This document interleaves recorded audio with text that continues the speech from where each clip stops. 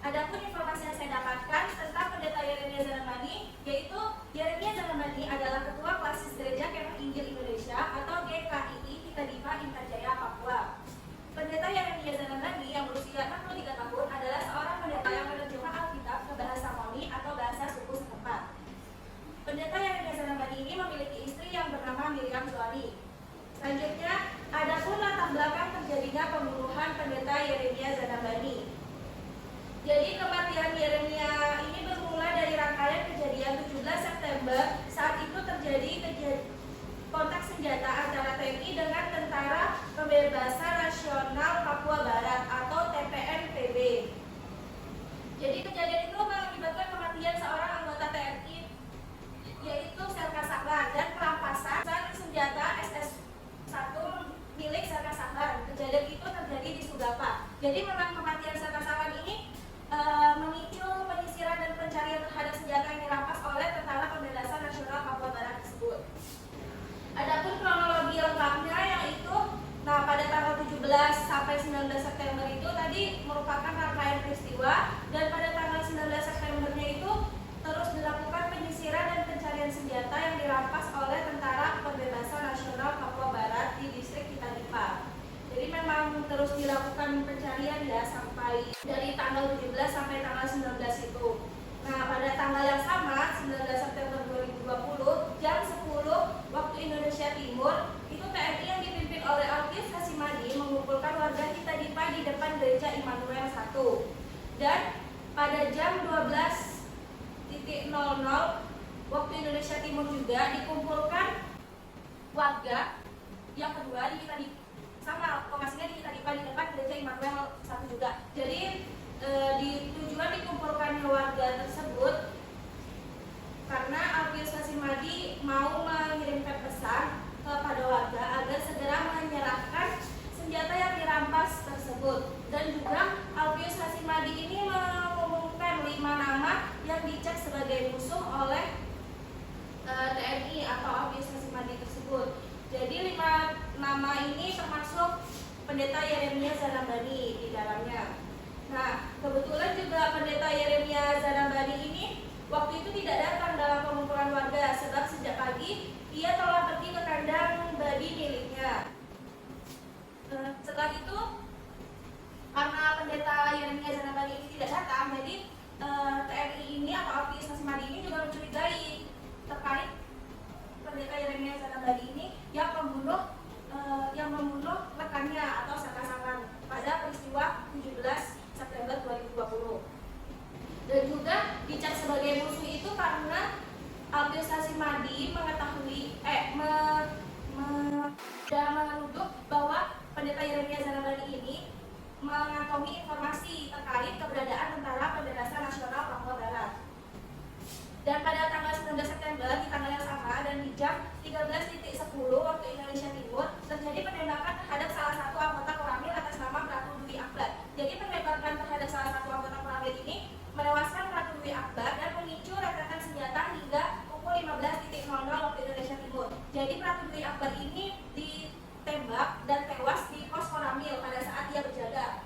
Selanjutnya, karena peristiwa ini Alkis bersama 3 anggota TNI ini menuju kandang babi milik pendeta Yeremia Zanabani. Jadi memang karena telah mengantongi informasi bahwa Yeremia Zanabani saat itu sedang berada di kandang babi, Alkis bersama 3 anggota TNI lainnya pun menuju ke kandang babi milik Yeremia yang kurang lebih jaraknya dari rumahnya itu sekitar 100 meter. Lalu di jam 18.00 karena pendeta Yeremia Zanabani ini tak kunjung datang, jadi istri dari pendeta ini nekat gitu buat menjemput pendeta Yeremia ke kandang babi miliknya. Dan betapa terkejutnya istri pendeta tersebut menemukan bahwa pendeta Yeremia Zanabani tergeletak di dalam kandang babi dengan posisi terlungkup dan banyak darah di sekitar. Jadi memang pada saat ditemukan oleh istrinya, pendeta Yeremia Zanabani ini posisinya belum meninggal dunia, jadi masih bisa dan masih sempat berkomunikasi. Jadi memang Mariam Zohari ini sempat menanyakan kepada suaminya atau pendeta Yeremia Zanabani terkait apa yang terjadi. Lalu pendeta tersebut menjawab bahwa orang yang sudah kita kasih makan adalah orang yang menikam dan membunuh saya, seperti itu. Jadi memang sempat ada kontak pembicaraan antara istri dengan pendeta. Lalu karena kehabisan banyak darah, pada tanggal yang sama juga dan di jam 24.00 waktu Indonesia Timur atau tengah malam tepatnya, pendeta Yeremia ini menghembuskan nafas terakhirnya. Jadi pendeta Yeremia Zanambali ini baru menghembuskan nafas setelah sekitar 5 jam setelah ditemukan. Jadi baru menghembuskan nafas. Nah, ini dapat dilihat bahwa yang A ini adalah rumah dari pendeta Yeremia Zanambali, dan yang B ini adalah pos militer. Jadi memang sebelumnya tidak ada pos militer di sini. Jadi sebelumnya ini adalah sekolahan kayak sekolahan satu atap seperti itu. Nah, yang C ini adalah Pikped, yaitu kandang babi milik Yeremia Zanambali. Jadi memang akses jalannya kalau misalkan dari rumah pendeta Yeremia Zanambali mau ke Pikped itu pasti melewatin ini ya, apa namanya, pos militer ini. Jadi memang pada saat sebelumnya juga waktu ke kandang babi itu Mariam Joani sempat juga ke kandang babi untuk menyusul pada siang hari, tetapi Mariam Joani pulang duluan, dan juga Mariam Joani sempat melihat bahwa beberapa sekelompok anggota TNI ini berjalan menuju atau ke arah kandang babi milik pendeta tersebut.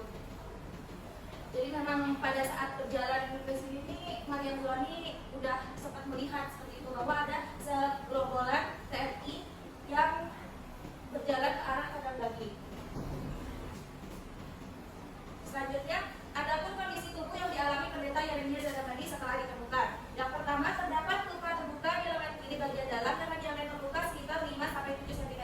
Jadi memang lukanya itu bergaris vertikal 5-7 cm dengan panjang 10 cm. Nah, lukanya itu di sebelah lengan kiri ya. Jadi kalau lengan kirinya itu bukan hanya luka, tetapi hampir putus. Jadi sudah hampir putus. Dan luka dari lengan kirinya ini yang mengakibatkan kayak pendeta tersebut kehabisan darah karena lukanya cukup lebar, dan diduga luka tersebut akibat dari senjata api atau bisa juga dari senjata tajam, tapi lebih tepatnya ke senjata api karena dari olah TKP itu didapati peluru shotgun milik Albius Hasimadi. Nah, itu dugaan sementaranya ditembakkan kurang lebih jaraknya itu 1 meter dari lengan korban. Terus yang kedua, terdapat luka pada bagian belakang leher yang berupa jeratan. Jadi memang bukan hanya ditikam dan ditembak saja. Jadi sebelumnya itu pendeta Yeremia Zanambali ini diminta untuk memberikan keterangan. Jadi diminta untuk tunduk gitu. Jadi dipaksa oleh Albius Hasimadi. Dan lukanya ini berupa luka cekikan ya, bisa cekikan dari tangan ataupun menggunakan alat. Jadi dia kayak berbekas itu di lehernya. Lalu yang ketiga, terdapat bekas abu tungku di lutut kanan. Jadi bekas abu tungku ini membuktikan bahwa pendeta Yeremia Zanambali itu dipaksa untuk berlutut. Jadi berlutut di hadapan Albius Hasimadi. Dan mungkin karena pendeta tersebut tidak memberikan keterangan atau tidak memberikan keterangan yang jelas terhadap di mana keberadaan Tentara Pembebasan Nasional Papua Barat tersebut, jadi terjadilah tembakan yang dilakukan oleh TNI dan itu menyebabkan pendeta Yeremia ini mengalami banyak luka. Dan ada pun fakta penyebab kematian yang ditemukan.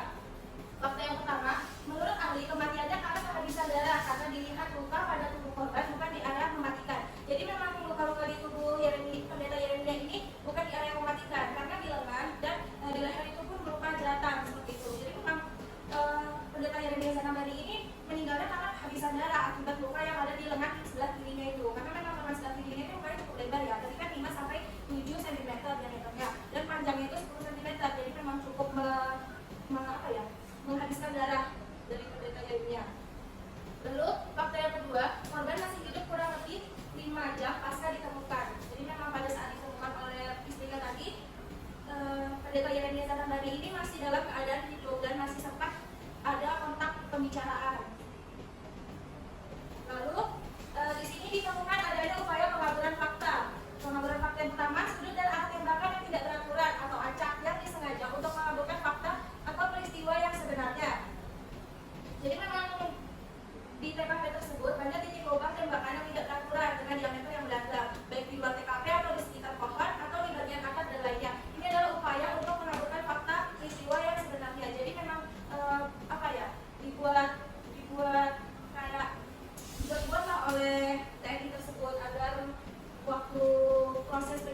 penyelidikan itu tidak didapati peristiwa yang sebenarnya.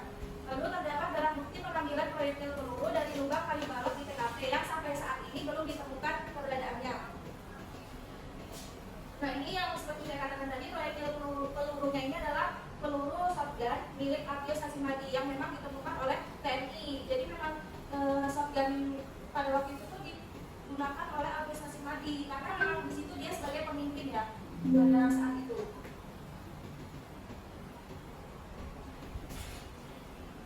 Setelah itu, pengambilan fakta yang ketiga agar segera dikuburkan agar tidak dilakukan pemeriksaan. Jadi memang pada saat itu pendeta kan meninggalnya di Sabtu sore.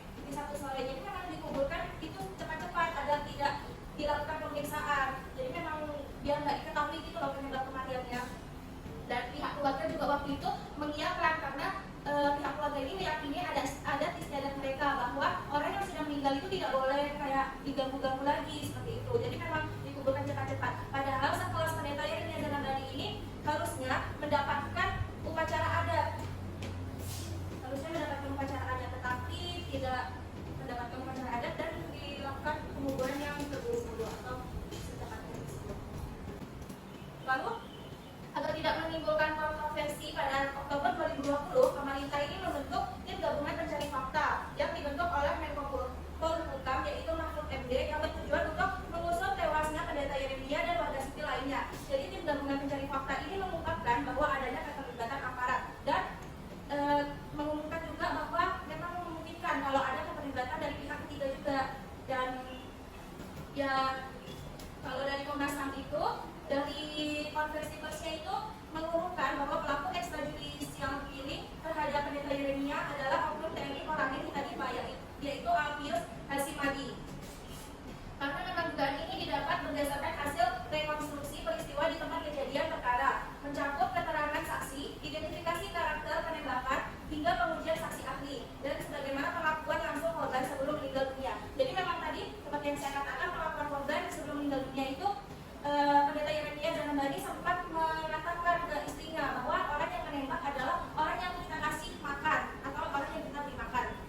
Jadi memang sebelum kejadian-kejadian ini Alpius Hasimadi ini terkenal orang yang cukup akrab juga dengan keluarga pendeta Yeremia Zanandani karena memang sudah dianggap sebagai keluarga dan sudah dicap sebagai anak oleh keluarga pendeta Yeremia Zanandani karena memang Alpius ini sering makan, sering tidur, dan sering bermain di rumah pendeta tersebut. Dan ada pun undang-undang yang dilanggar. Undang-undang pertama yaitu Undang-Undang Nomor 39 Tahun 1999 tentang hak asasi manusia yang berbunyi hak untuk hidup, hak untuk tidak disiksa, hak kebebasan pribadi, pikiran dan hati nurani, hak beragama, dan hak untuk tidak diperbudak, hak untuk diakui sebagai pribadi dan persamaan di hadapan hukum, dan hak untuk tidak dituntut atas dasar hukum yang berlaku surut adalah hak asasi manusia yang tidak dapat dikurangi dalam keadaan apapun dan oleh siapapun. Jadi melanggar undang-undang ini karena di situ terdapat tindakan penyiksaan, tindakan pembunuhan, dan perampasan hak kebebasan pribadi seperti itu. Dan undang-undang yang kedua yaitu Undang-Undang Nomor 26 Tahun 2000 tentang HAM yang berbunyi kejahatan terhadap kemanusiaan sebagaimana dimaksud dalam pasal 7 huruf B adalah salah satu perbuatan yang dilakukan sebagai bagian dari serangan yang meluas atau sistematik yang diketahuinya bahwa serangan tersebut ditujukan secara langsung terhadap penduduk sipil berupa pembunuhan, pemusnahan, perbudakan, pengusiran, penyiksaan, kejahatan apartheid, dan lain-lain. Jadi memang ya seperti saya katakan, memang adanya tindakan pembunuhan, pemusnahan, perbudakan, pengusiran, penyiksaan, kejahatan apartheid, dan lain-lain seperti itu. Jadi dikatakan melanggar Undang-Undang Nomor 39 Tahun 1969 dan Undang-Undang Nomor 26 Tahun 2000.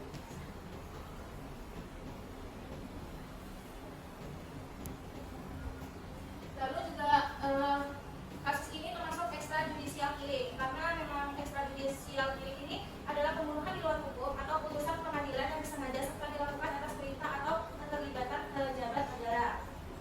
Karena memang sejumlah memang TNI ini berinisiatif sendiri untuk melakukan pencarian pelaku secara mandiri. Jadi menyalahi aturan yang ada. Sebab yang berwenang melakukan penyidikan atau penyelidikan ini harusnya itu institusi kepolisian, bukan TNI sendiri gitu. Jadi memang TNI sendiri ini main hakim sendiri atas langkah yang diambilnya. Selanjutnya perkembangan kasus hingga saat ini, Komnas HAM menilai